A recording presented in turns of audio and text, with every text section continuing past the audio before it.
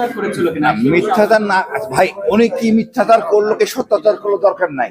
আমি 90 সালের যে বিপ্লব, আমি মিলিটারি পুলিশ মেজর ছিলাম ঢাকা ক্যান্টনমেন্টে। আমার বাসার ঠিক আয়নাঘরের পিছনে ছিল। কারণ অকারণে আমি যাইতাম ওই মসজিদে, আমি নামাজ পড়তাম, আমি জায়গাটা চিনি। আমি আপনার 5 সাল ছিলাম চট্টগ্রাম র্যাবের, কারণে অকারণে ঢাকায় আসতাম। ওটা ছিল জয়েন্ট ইন্টারভেনশন সেল, অনেক জঙ্গি টঙ্গি নিয়ে ওখানে ইন্টারভেনশন করা হতো। ওই জায়গাটা একটা দৃশ্যমান ছিল, কিন্তু পরবর্তী থেকে ডেভেলপ করে এটাকে বন্দিশালা করা হয়েছে। আর আমি অল্প যখন আমি বুঝতে পারছি যে 2 দিন পার হয়ে গেছে, 3 দিন পার হয়ে গেছে, আমার মারা হয় নাই, যে প্রশ্ন করছে উত্তর মিলতেছে না, তখন মারার সম্ভাবনা আপাতত নাই। আমি কৌশলে এলাকাটা চিনে ফেলছি, জায়গাটা আমার পরিচিত ছিল। বলছি আমি বাথরুমের কমোডের উপরে দাঁড়ালে দেখা যায়। আর ওইখানকার একটা ছেলেকে আমি ব্ল্যাকমেল করে ফেলেছি, না এটা আয়নাগর, এটা কচু খেতে না, এটা হলো গুলশান 2 সেফ হাউস। ও বলে না, বার্গেনিং করতে গিয়ে 1 লাখ পর্যন্ত যায়, 10,000 20,000। 1 লাখ হওয়ার পর সে বলে চ্যালেঞ্জ, এটা কচু খেত। আমি এইবার ঠিক আছে, ওইখানকার দায়িত্বে থাকে ওয়ারেন্ট অফিসার, সুপারিনটেন্ডেন্ট বলে, সুপারিনটেন্ডেন্টকে ডেকে আনো। তারপরে সুপারিনটেন্ডেন্ট ডেকে আনবো, হ্যাঁ তুমি যে বললে সত্য কথা বলে দিলা, আমি বলে দিব। এখন সে ভয় পেয়ে গেছে। ওখানে যারা ডিউটি করে সবাই সিভিলিয়ান এবং নট মোটিভেটেড। তুমি কি চাকরির কোনো নথিপত্র আছে কার নাই, মানে এইভাবে তাদেরকে রাখা হয়তো বেশি বেতন দিয়ে সিভিলিয়ান ডিউটি করে। 4 জন করে একসাথে ডিউটি করে, দেখার 2টা ফ্লোর দেখার জন্য 2 জন ক্যামেরা ওই মনিটর দেখে, 1 জন রান্নার জন্য দেখে, 1 জন কমান্ডার থাকে। এবং ওইখান থেকে আপনি আশ্চর্য হবেন, প্রত্যেক কি বিভৎস জায়গা বলা যাবে না। ওই ছেলে তখন বলে ফেলছে। তারপর ব্রিগেডিয়ার আদমির সাথে আমার যোগাযোগ ছিল, উনি প্রশ্ন করতেন, লেখা দিতেন, আমি উত্তর দিতাম। আমি যত করতাম, ও আমাদের মেসেঞ্জার হিসেবে কাজ করতো।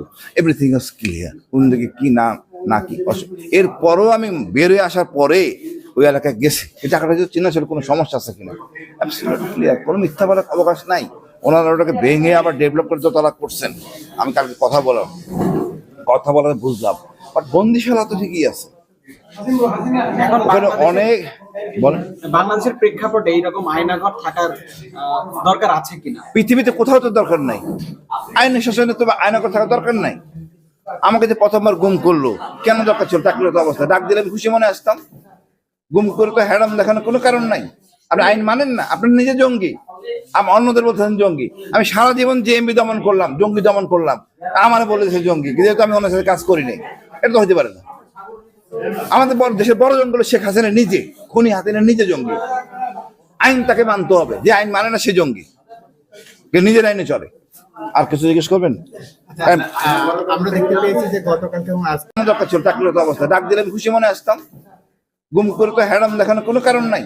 আপনি আইন মানেন না, আপনি নিজে জঙ্গি, আমি অন্যদের বলতেছেন জঙ্গি। আমি সারা জীবন জেএমবি দমন করলাম, জঙ্গি দমন করলাম, আমার বলেছে জঙ্গি, যেহেতু আমি অন্য সাথে কাজ করি নাই। এটা তো হতে পারে না।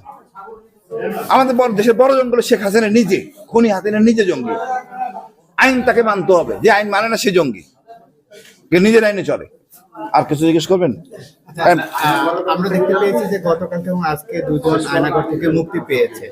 2 জন না, আরো অনেক পাইছে হয়তো, বা আমরা জানি না। আরেকটু কথা আমি অ্যাড করতে চাই। কিছু পুলিশের অতি উৎসাহী সদস্যরা গতকাল আমাদের চোখের সামনে, যখন সরকারের পতন হয়ে গেছে, দুপুর 1টার সময়ও নির্বিচারে আপনার সাবমেশিন গান দিয়ে গুলি করেছে, 303 দিয়ে, এবং সেটার ফুটেজ আমাদের কাছে আছে।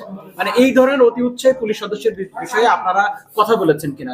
আমরা বলতেছি প্রতিটা বিচার, প্রতিটা হত্যাকাণ্ডের কমিশন করে বিচার করতে হবে। আমরা পরিষ্কার বলতে পারবো যে কোন এলাকায় কোন ডিউটি করছে।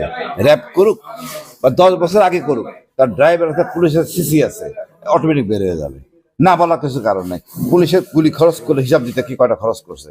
পুলিশ যদি এই সময় গুলি করে থাকে, অত ভুয়া গুলি করে ভয় আতঙ্কে বাঁচার জন্য, এই জিনিসটা আবার যদি এইম করে থাকে, আমাদের পুলিশের মধ্যে অনেক শত হাজার ভুয়া পুলিশ আছে বাইরের, এরা তো এক জায়গায় আছে, টিম হিসাবে আছে, এদেরকে ব্যবহার করছে সরকার।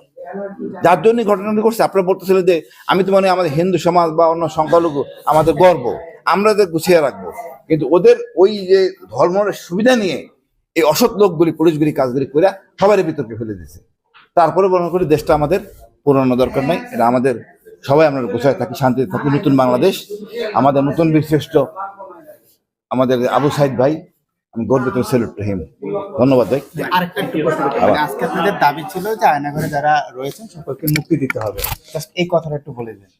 আয়নাঘর না শুধু ভাই, আয়নাঘরের একটা সিম্বলিক, ডিবির কাছে, এনএস এর কাছে, বিভিন্ন জায়গায় লোক গুম আছে, এমনকি ভারতেও আছে, থাকতে পারে। মানে এমপি সালাউদ্দিনকে নিয়ে গেছে, অন্য কাউকে নিয়ে যায় না, আমরা জানি না। আমাদের ইলিয়াস আলী ভাই সম্বন্ধে পরিষ্কার করতে হবে, ইলিয়াস আলী ভাই সম্বন্ধে পরিষ্কার করতে হবে, কোথায় সে কি হয়েছে, বিচার করতে হবে, কিছু খারাপ কিছু হয়ে থাকে।